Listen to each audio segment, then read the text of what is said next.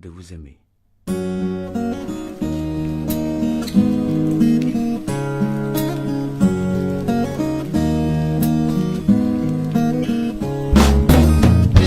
วันนี้ฝนตก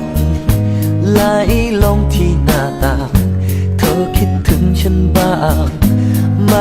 หนอเธอเมื่อวันจันทร์ที่แล้ว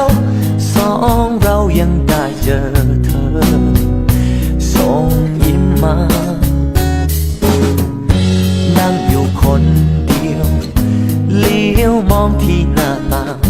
หากมีเธอข้างๆก็คงจะสุขใจเธอคงไม่รู้ว่าฉันเองยังไม่มีใครหากเป็นเธอก็คงเข้าทีเธออาจจะมีใครคนนั้นที่แสนดีส่วนฉันคนนี้ก็คงจะเศร้าใจ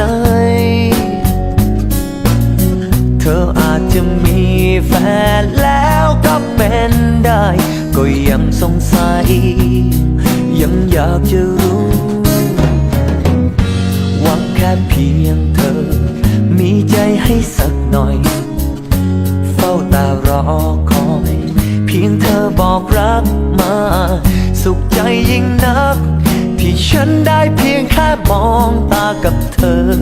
ก็สุขสุดหัวใจ